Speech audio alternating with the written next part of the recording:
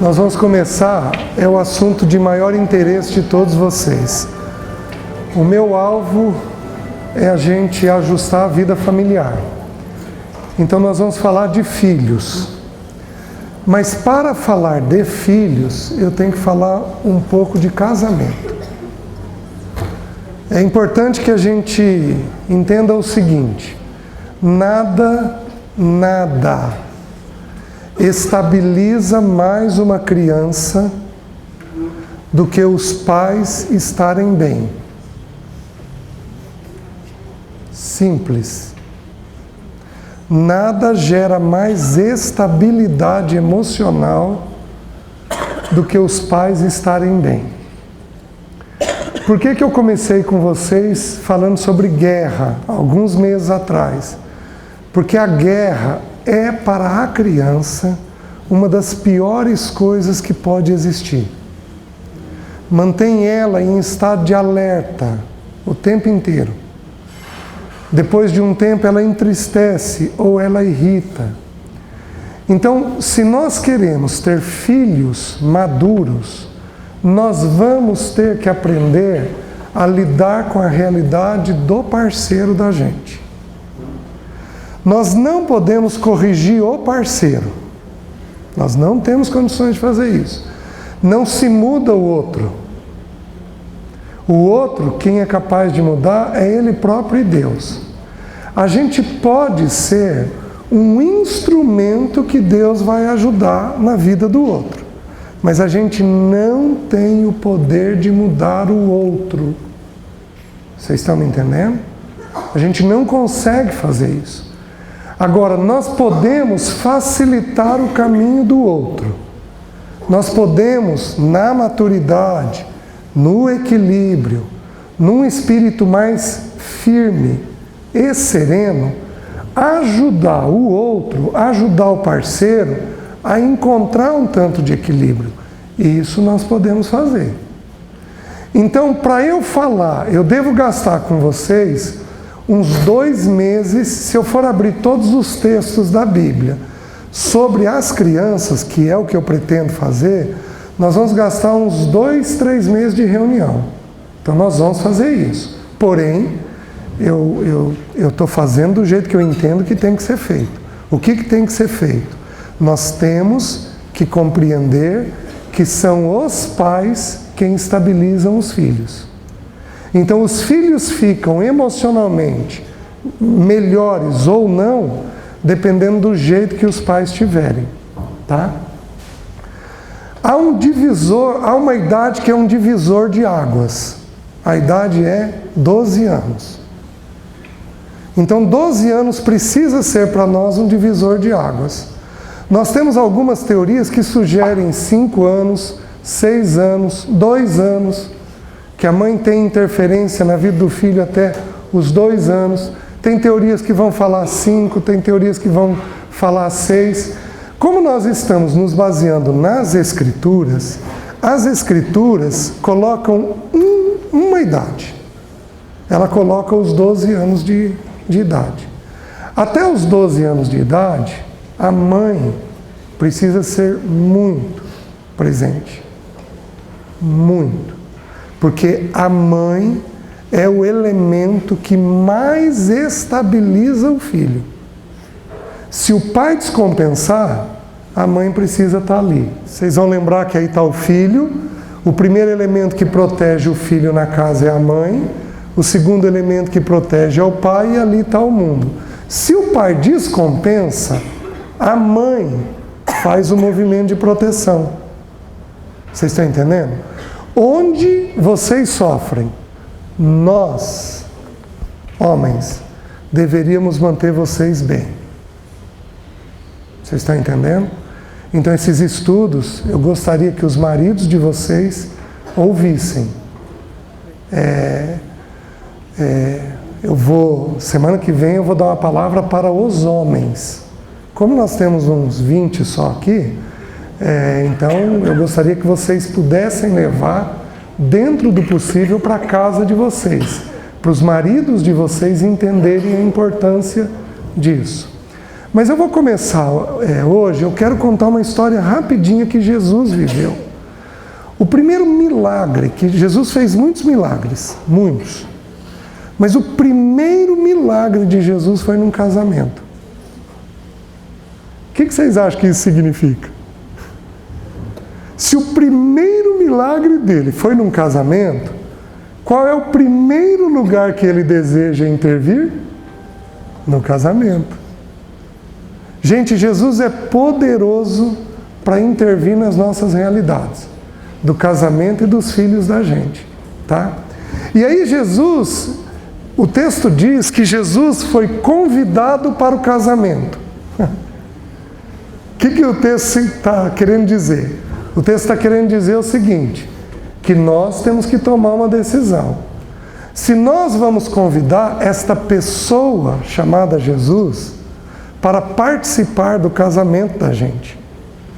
A Bíblia ensina que ele é um noivo perfeito, diz que a igreja é a noiva dele, diz que ele tem os olhos colocados nela o dia inteiro, diz que ele intercede pela noiva o dia inteiro, diz que ele provê cada uma das necessidades dessa noiva, diz que ele conversa com essa noiva o tempo todo, porque ele é a palavra, o verbo. Jesus é um noivo e um marido perfeito. Ele entende de casamento. Então eu vou contar rapidinho a história para vocês, e aí eu quero explicar. Então Jesus estava com 30 anos de idade, e perto da onde ele morava tinha uma aldeia chamada Caná da Galileia, e a mãe dele foi num casamento. Era uma aldeia muito simples, então de pessoas muito simples, de pessoas com uma condição financeira limitada. A mãe de Jesus vai e Jesus também é convidado para esse casamento. Chega lá, a festa deles durava uma semana. Então a festa de casamento era uma semana. E na cultura, como é uma cultura fria, Israel, apesar de ter regiões desérticas, é uma região de neve. Então é muito frio lá. Então na cultura deles, eles bebem vinho. Então ao longo da semana, eles passam festejando, comendo, bebendo. E no meio da festa, no meio daquela semana, o vinho acaba. O vinho cessou. Eles não tinham mais vinho para servir. O que seria uma desfeita muito grave para os convidados, né? A mãe de Jesus percebe isso, chama Jesus e diz: filho, o vinho acabou. Você não pode fazer algo? Jesus então pega 6 vasos de medidas diferentes, e pede para que esses vasos sejam cheios de água. E então, depois que enche de água, ele ora. E aquela água é transformada em vinho. E aí ele pede para o mestre-sala, que é quem estava cuidando da festa, experimentar o vinho e levar até o noivo. Então ele experimenta e ele diz assim: uai, que coisa estranha. Todos põem primeiro o bom vinho no início da festa, porque a festa durava uma semana. O paladar dele estava apurado no início. Então você colocava o melhor vinho no início e deixa um vinho inferior para o final da festa. Mas vocês deixaram o melhor vinho para o final? E aí, essa é a história é encerrada ali. Eu preciso explicar para vocês a história. A primeira coisa, Jesus foi convidado. Então você tem que tomar uma decisão. Se você vai convidar Jesus ou não para participar do seu casamento. É uma decisão que só você pode tomar. Eu tomei essa decisão. E eu admito e reconheço uma coisa muito simples. Meu casamento está de pé e bem por causa dos princípios que Jesus nos ensinou. Então, Jesus vem com os princípios. Nós temos que tomar uma decisão se nós vamos seguir estes princípios ou não. Então, a primeira coisa que o texto ensina: Jesus quer ser convidado para o seu casamento. Você tem que tomar essa decisão. Segunda coisa que o texto ensina: a mãe de Jesus percebeu uma necessidade. Porque o que o texto está querendo nos dizer com isso? As mulheres percebem detalhes que nós não percebemos. Então, queridas, a voz de vocês não é a voz de Deus. Mas o fato é o seguinte: tem uma série de coisas que vocês têm razão e nós não. Mulher tem percepção de coisas que o homem não tem percepção. Eu tenho um exemplo. Eu cansei de estar na mesa de casa e minha esposa me cutucando por debaixo da mesa. Como que dizendo assim: César, você não está percebendo o que as crianças estão falando? Acorda! Você não vai fazer nada nessa situação aqui? Porque homem não tem percepção de alguns detalhes. Então a mulher tem mais percepção de algumas necessidades do que o homem. Queridos, queridas, eu tomei uma decisão. Minha esposa falando hoje, eu vou orar para ver se ela tem razão ou não. Eu não brinco mais com esse assunto. Por quê? Porque mulher tem uma percepção maior. Só que esta mulher, que era mãe de Jesus, fez o quê? Chamou Jesus. Aí nós temos uma terceira lição. Vocês precisam aprender a pôr o joelhinho no chão e pedir um socorro para Jesus. Gente, Ele é poderoso. Ele move céus e terra. Ele faz o que é necessário fazer. Mas Ele anseia ouvir os pedidos e os desejos da gente. Você está me entendendo? Então você precisa começar a trazer para Jesus aquilo que é necessário ocorrer no seu casamento. Aquilo que é preciso ocorrer. E nesse casamento, então eu já falei 3 coisas. Que Jesus tem que ser convidado, que mulher tem percepção e mulher precisa orar pedindo ao Senhor uma intervenção naquela situação. Mas aí vou ensinar um 4º princípio. Na Bíblia, tem coisa na Bíblia que fala de símbolo. O vinho na Bíblia, ele simboliza 2 coisas. Ele simboliza o sangue de Cristo ou ele simboliza a alegria. Esse casamento tinha começado e o que tinha acabado? A alegria. Algumas de vocês aqui voltaram da lua de mel acabadas, tristes, sofridas. Por quê? Porque podem existir situações dentro do casamento que esgotam a alegria. A alegria vai embora. E aí o casamento passa a ser um fardo. O casamento passa a ser um peso para a gente. Então o que Jesus quer fazer? Jesus quer intervir nessa situação. Ele quer de alguma forma chamar você e intervir naquilo que está acontecendo na sua vida. Então Ele é capaz e poderoso de visitar você e dentro de você produzir uma alegria apesar da situação externa.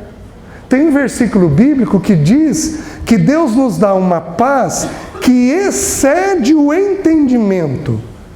O que a Bíblia está querendo dizer com isso? Está querendo dizer que eu posso alcançar uma alegria e um gozo apesar de ter uma situação externa completamente complicada. A situação não mudou, mas eu mudei. Então Jesus deseja vir até a gente e tocar no nosso coração. O que Ele faz para transformar água em vinho? Como é que Jesus produz este vinho, esta alegria dentro da gente? Ele faz uma coisa simples. Ele pega vasos de medidas diferentes, 2 ou 3 metretas, diz o texto bíblico. Isso daí é 60 ou 120 litros, tá? Na Bíblia, de novo eu vou voltar à tipologia. A Bíblia ensina que nós somos vasos. Nós somos vasos com um conteúdo interno jogado dentro de nós. Então eu e você somos um vaso, e somos um vaso de barro, porque nós fomos feitos do pó da terra. Então quando Jesus diz, ele pegou 6 vasos, 6 na Bíblia, tem um versículo em Apocalipse que diz assim, 6 é número de homem, porque o homem e a mulher foram feitos no 6º dia. Então quando ele pega aqueles vasos, é como se ele estivesse pegando aqueles noivos. E o que ele faz com aqueles noivos? Ele joga água dentro deles. Na Bíblia, água significa a palavra. A Bíblia diz que isso daqui é uma água que nos lava. Então o que Jesus faz? Você quer ter alegria? Você tem que pegar seu vaso, sua pessoa, e depositar a palavra dentro de você. Esta água é transformada em gozo, em alegria. É um princípio simples. Então eu vou te dar uma sugestão. Acha um tempinho no teu dia. Eu sei que algumas de vocês vêm muito cedo para cá. Acha um tempinho no teu dia. Pegue o Novo Testamento. Comece com Mateus e vai seguindo. Novo Testamento todinho. Separe aí 2, 3 capítulos por dia, pelo menos. E vai lendo a palavra. Vai ter um momento, um dia ou outro, em que Deus vai te fazer crescer um versículo bíblico. É um sinal que aquilo ou é para você ou é para algum dos seus. Então você precisa receber esta palavra dentro de você. E esta palavra depositada em você se transforma num vinho novo. Mas é um vinho tão bom, tão bom, tão bom, que você vai acabar dizendo que o teu casamento agora é muito melhor do que já foi. Então Jesus reserva o melhor vinho para o final. Jesus reserva o melhor prazer para o final, mas ele precisa ser convidado. Ele precisa.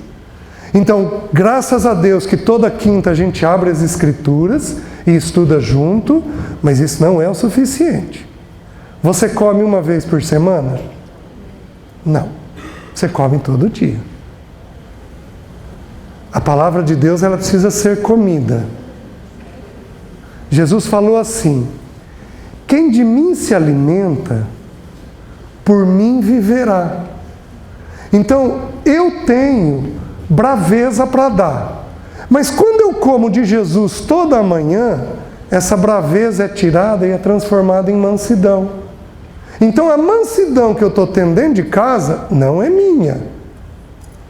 Quem de mim se alimenta, por mim viverá. A mansidão que eu estou tendo não é minha. Eu não me tornei manso. A pessoa de Jesus que habita em mim é mansa. E esta pessoa, como eu comi dela de manhã, olhando o texto bíblico, buscando o texto bíblico, me alimentando do texto bíblico, esta pessoa se transforma na mansidão que eu tenho necessidade. Vocês estão entendendo? Então Jesus foi convidado neste momento para fazer isso. Mas aí eu citei semana passada para vocês, e eu disse que eu ia falar a respeito disso, e vai ser o tema. Jesus tem um segundo momento. Aqui ele está nas bodas de Caná, ele está prestes, ele está iniciando o ministério dele, tá? Mas Jesus agora, nessa história que eu vou contar, ele está terminando o ministério dele. E Jesus se depara com um pai desesperado, mas desesperado, com um filho possesso por um espírito maligno. Esse filho, ele era tido por louco, porque essa possessão fazia com que o menino se jogasse no fogo ou na água. E ele pediu, esse pai implorou para os discípulos para resolverem a situação. e os discípulos não conseguiram. E Jesus, ao olhar aquela situação, ele tem um constrangimento e uma compaixão muito grande por aquele pai, e ele diz assim: traze-me teu filho. Filho precisa ser trazido diante de Jesus diariamente. Se vocês perceberem, de um tempo para cá, eu oro toda manhã pelos nossos filhos. Porque filhos têm que ser trazidos diariamente diante de Deus. Meus queridos, não há o que Jesus não intervenha. Porém, cada um dentro do seu papel. Jesus tem o papel de nos visitar e intervir nas situações. Nós temos o papel de convidá-lo para o nosso casamento e de trazer os nossos filhos em oração diante dele diariamente. Você não precisa saber o que fazer. Jesus vai te falar o que fazer. Tem estratégias que Deus deposita na cabeça da gente. Então não há problema que Jesus não tenha uma solução. Mas para isso, você tem que ter ouvidos para Ele. Ele tem que ser convidado no teu casamento. E depois ele tem que ser convidado para visitar o teu filho. Você está me entendendo? Então o que nós vamos fazer? Você não pode tomar uma decisão pelo seu parceiro. Mas você pode tomar uma decisão por você. E aí, aqueles que se encontram aqui na condição de sós ou de filhos ainda, não estão casados, ou estão separados, ou são viúvos, você pode tomar uma decisão por você no que concerne a sua família. Você não está na condição de casado, mas você pode tomar uma decisão de você com relação à sua mãe, a seu pai, a seus irmãos, a seus filhos. Você pode tomar essa decisão. Então hoje nós vamos fazer diferente. Eu não vou pedir para vocês colocarem de pé. Mas eu vou pedir que apenas aqueles que querem convidar Jesus para o seu casamento ou para as suas relações familiares, eu vou pedir que você se coloque de pé, porque aí eu quero orar por você, tá? E aí esta é uma oração que você vai repetir ao longo do dia. Jesus, eu quero o Senhor no meu casamento, na minha relação conjugal. Eu quero o Senhor com os meus pais, com os meus filhos. Jesus, eu estou te convidando para a minha relação familiar. Senhor, temos tantas necessidades. São tantas as situações que a gente precisa da tua intervenção. São tantos os medos que nós temos. São tantas situações que geram raiva dentro de nós. Mas, Senhor, nós pedimos a tua visitação. Nós pedimos que o Senhor comece a falar aos nossos corações. Eu peço que o Senhor nos dê sede da tua palavra, desejo pela tua palavra. E eu peço que o Senhor nos ajude a podermos ver o Senhor agindo. Como o Senhor agiu nesse casamento em Caná da Galileia, onde a alegria foi restaurada. Eu peço que o Senhor visite cada uma das pessoas que estão de pé. E que o Senhor restaure a alegria, o contentamento. E que o Senhor dê clareza e firmeza de como agirmos. Começa a nos dar as instruções que nós precisamos, para que o teu bom nome seja glorificado. Eu oro em nome de Jesus. Amém.